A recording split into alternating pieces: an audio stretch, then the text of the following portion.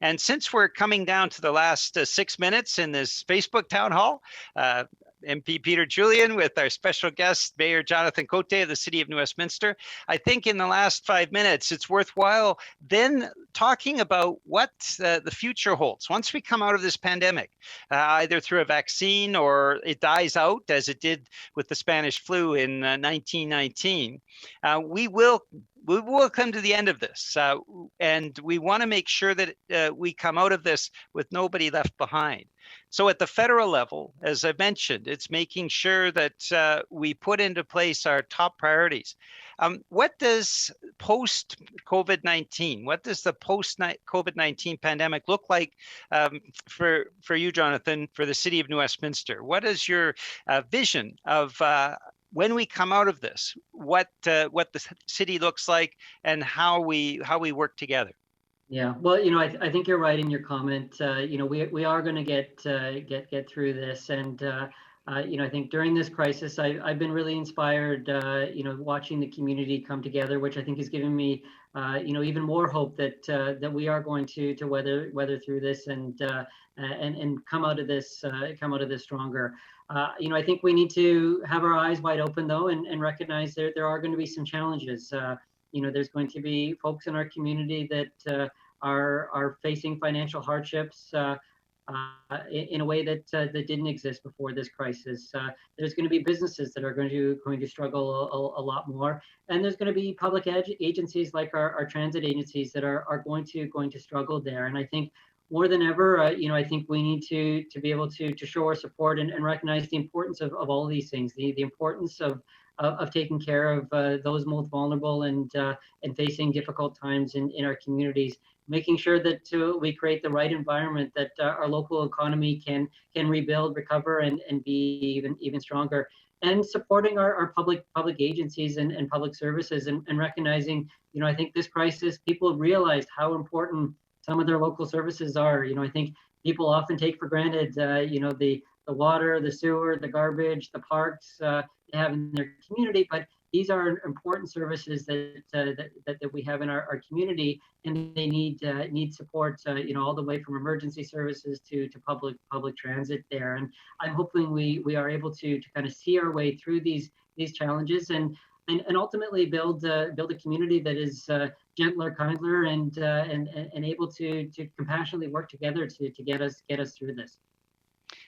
You're so right, Jonathan. And our community has always been a community that comes together. I mean, it's a community that shows remarkable resilience, and because of that, I think in a very real sense, we can lead the way for sort of charting that roadmap post COVID-19. The reality is, in our country, we've left a lot of people behind. And as Jagmeet Singh pointed out in Parliament last week, we don't want to go back to a normal where half of the population had to struggle to make ends meet in any given month. Half of Canadian families, and it's the same in New Westminster, are $200 away from insolvency on any given month.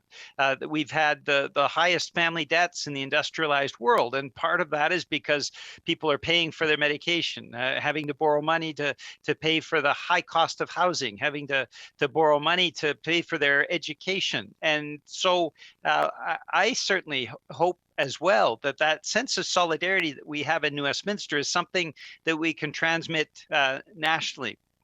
And start with the understanding and the foundation that we're not leaving people behind, that we need to make sure that we're putting and making our investments in what is most important. What is most important is the quality of life in our cities, our jobs, making sure that we have a very effective healthcare system. And fortunately, in British Columbia, the BC government has made more investments in healthcare than we've seen elsewhere in the country.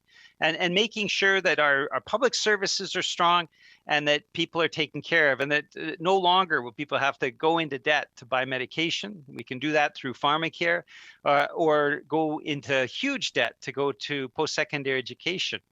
Those are all the things that I certainly hear when I talk to people in the community, the people that have approached us. And so that is, I think, inspiring to me that we can build a better society coming out of COVID-19.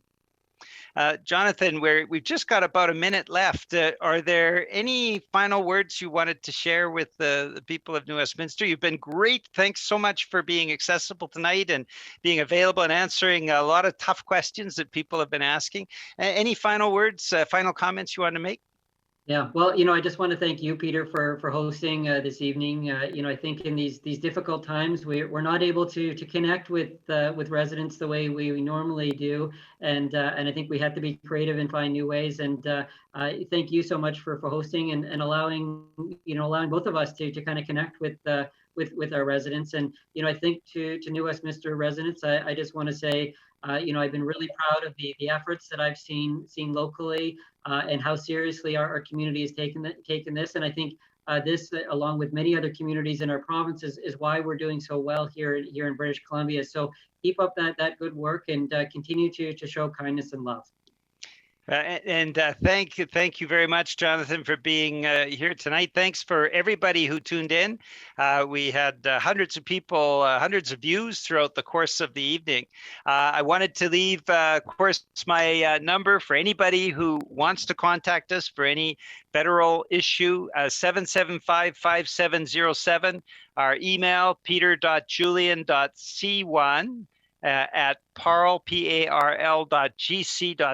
If we can help in any way, small business, any issues that you have, please give us a call. Thanks so much for being with us, Jonathan, tonight.